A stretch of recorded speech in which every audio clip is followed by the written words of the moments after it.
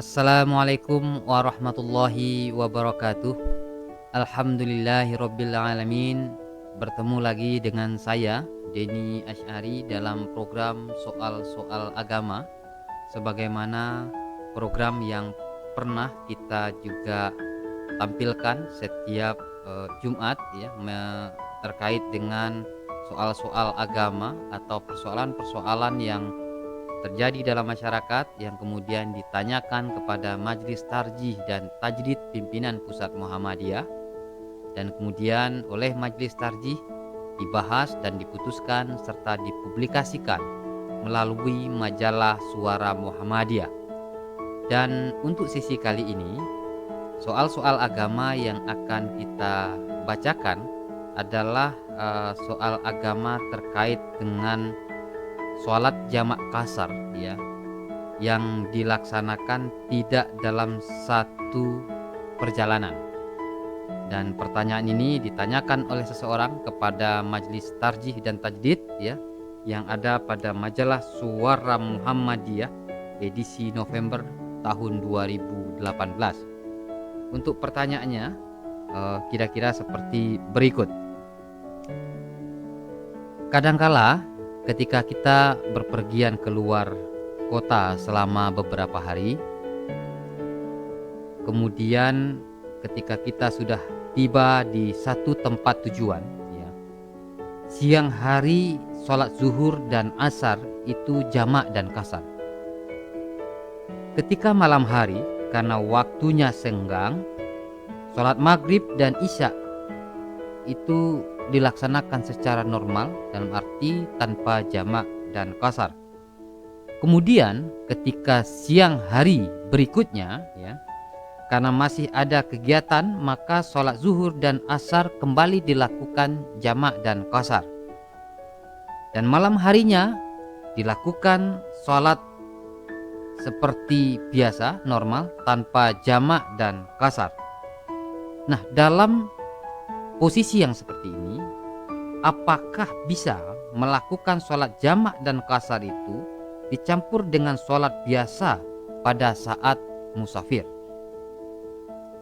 Dan bagaimana pula pada malam hari di mana di lokasi menginap di dekat masjid dan melakukan sholat berjamaah di masjid, tetapi siang harinya melakukan sholat zuhur dan asar jamak dan kasar?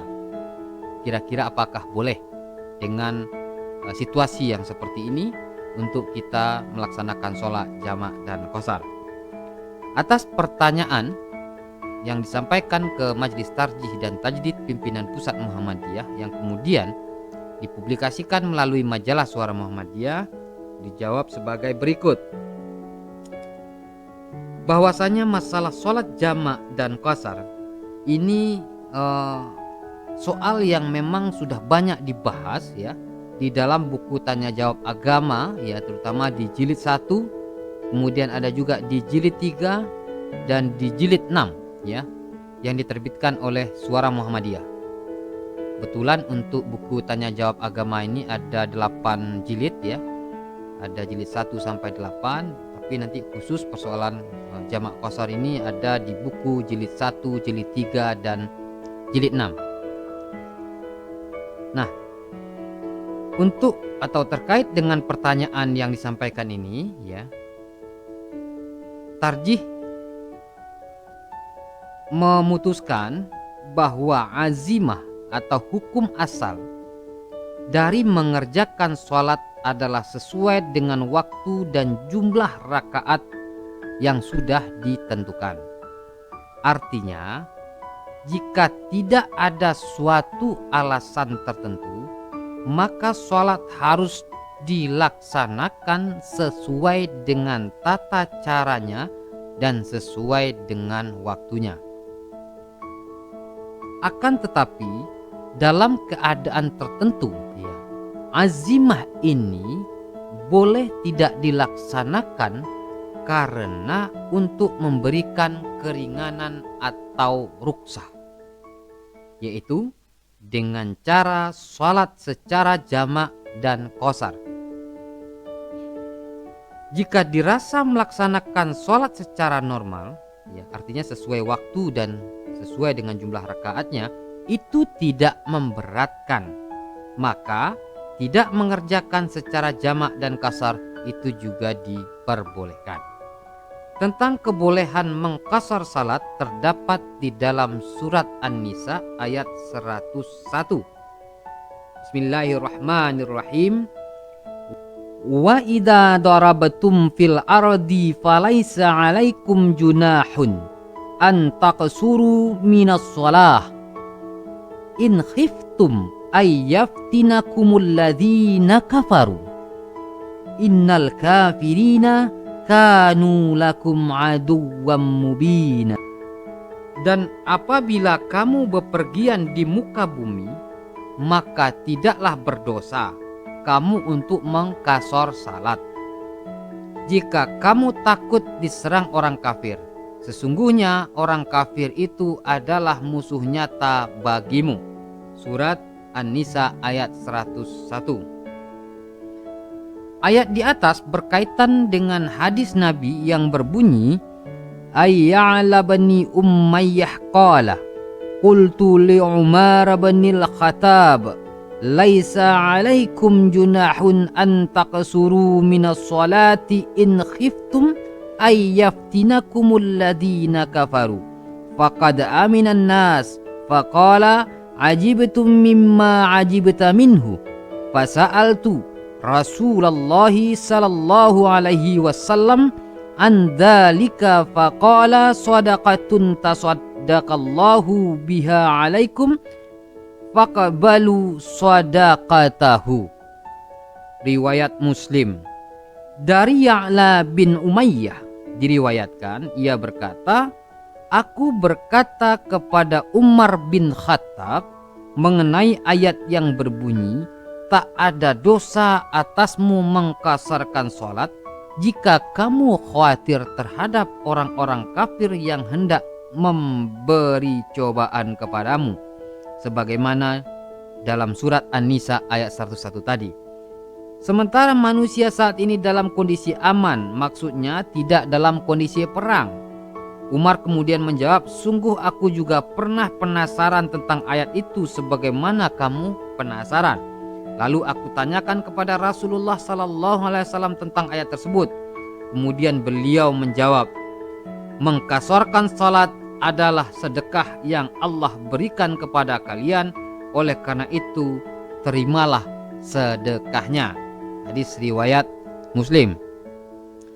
Selain itu juga terdapat hadis Nabi yang lain yang berbunyi Ani Ibni Abbasin radhiyallahu anhuma qala aqama an-nabiyyu sallallahu alaihi wasallam 19 yaqsuru fa nahnu idza safarna 19 qasarna wa in zidna atmamna. Dari Ibnu Abbas radhiyallahu anha diriwayatkan ia berkata, Nabi sallallahu alaihi wasallam tinggal di suatu daerah selama 19 hari, selalu sholat kasar, maka kami apabila berpergian selama 19 hari selalu mengkasarkan sholat, dan apabila lebih kami menyempurnakannya. Hadis riwayat Al-Bukhari. Sedangkan kebolehan melakukan jamak terdapat dalam hadis yang berbunyi An Anas bin Malik qala kana Rasulullah sallallahu alaihi wasallam idza irtahala qabla an tazigha syamsu akhara az-zuhra ila waqtil asri thumma nazzala fajama'a bainahuma fa in zaghat syamsu qabla ayyartahilla shalla zuhra thumma rakiba.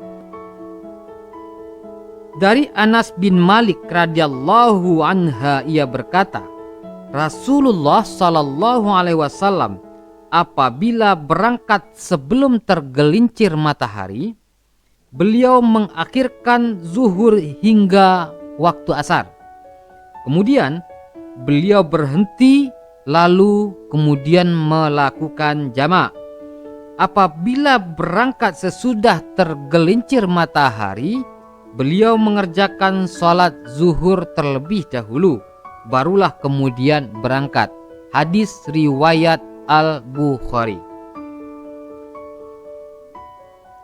Pada dasarnya, sholat jamak adalah sebuah rukhsah atau keringanan dalam melaksanakan kewajiban sholat karena ada alasan tertentu, ada uzur. Seperti bepergian atau takut dalam keadaan perang, hujan, dan lain-lain. Sedangkan qashar dapat dilaksanakan saat bepergian. Dalam hal ini, keringanan sholat merupakan bentuk pemberian Allah kepada manusia, sebagaimana hadis dari Ya'la bin Umayyah di atas. Maka berdasarkan keumuman dalil yang ada, menggabungkan dua cara tersebut diperbolehkan, sebagaimana keadaan yang saudara alami untuk melaksanakan secara jamak qashar dan secara biasa dalam satu perjalanan atau dalam satu safar. Terlepas dari kebolehan mengambil azimah atau rukhsah, aturan yang benar ketika saudara sholat berjamaah di masjid bermakmum bersama jamaah mukim, bukan orang yang berpergian, memang harus sempurna. Demikian untuk pembahasan dan hasil putusan dari Majelis Tarjih terkait pertanyaan yang disampaikan mengenai ketentuan sholat jamak qashar yang tidak dalam satu waktu perjalanan. Dan untuk lebih lengkapnya, berbagai soal-soal agama, pertanyaan-pertanyaan yang terjadi di jamaah di masyarakat bisa dengan berlangganan dan membaca majalah Suara Muhammadiyah, atau bisa dengan membeli buku-buku karya Majelis Tarjih dan Tajdid Pimpinan Pusat Muhammadiyah. Di antaranya ada buku HPT Himpunan Putusan Tarjih, ada buku Tanya Jawab Agama yang terdiri dari 8 jilid, kemudian juga ada buku PHI Pedoman Hidup Islami Warga Muhammadiyah. Dan untuk mendapatkan beberapa produk tadi bisa menghubungi toko Suara Muhammadiyah. Demikian yang bisa kami sampaikan, dan mari terus ikuti program soal-soal agama yang tayang setiap Jumat, dan tentunya dengan kerendahan hati kami mohon untuk didukung dengan cara like, share, dan subscribe channel YouTube ini. Terima kasih. Wassalamualaikum warahmatullahi wabarakatuh.